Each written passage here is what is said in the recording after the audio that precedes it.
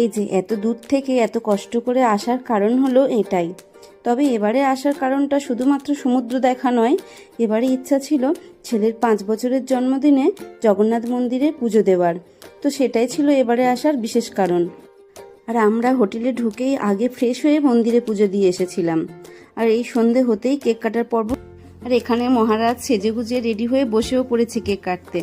আর ও কিন্তু কিছুই জানতো না, এটা ছিল ওর কাছে পুরোটাই সারপ্রাইজ। আর এই সারপ্রাইজটা ওকে দিয়েছে ওর মিমি আর দিদি। ও তো কিছুই জানতো না। ফার্স্ট হোটেলের রুমে ঢুকে এত বেলুন দেখে বেশ অবাক হয়ে গেছিল, তবে সারপ্রাইজটা পেয়ে ভীষণ খুশিও হয়েছিল। আর এখানে দেখুন কেক টেক কেটে বেশ খেয়ে দিয়ে নাচতে শুরু করে দিয়েছে। আর এই হোটেলটা ছিল বেশ সাজানো গুছানো, রাত্রের আলোতে এর সৌন্দর্য যেন দ্বিগুণ বেড়ে গেছে। এরপর আমাদের কেনাকাটা করতে ঘোরাঘুরি করতে প্রায় অনেকটাই রাত হয়ে গেছিল।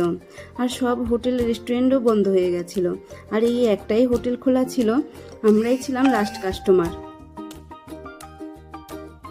আর এটি ছিল পরের দিন সকালে আমাদের হোটেল থেকে দেখা সমুদ্র সৈকত। যেহেতু আমরা অনেক পরে হোটেল বুক করেছিলাম, তাই আমাদের রুমটা ছিল হোটেলের একদম পিছনে। আর সামনে যে রুমগুলো রয়েছে ওগুলো থেকে সমুদ্র আরও সুন্দর দেখা যাবে। আর এই হোটেলে যে কত রকমের কত রঙের ফুল গাছ রয়েছে তা না আসলে জানতে পারতাম না। আর শুধু ফুলের গাছই নয়, প্রচুর সবজি গাছও ছিল। এই লঙ্কাগুলো বিশাল বড় বড়, ফোনে ঠিক বোঝা যাচ্ছে না। আর এছাড়া ছিল বেগুন গাছ, ওলকপি, ফুলকপি, আর সবগুলো সাইজও বিশাল বড় বড় ছিল।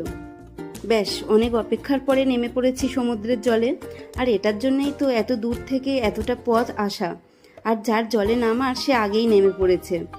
এখন জলটা তো মেখে নিই মনের স্বাদ মিটিয়ে, যা হবে বাড়ি গিয়ে দেখা যাবে।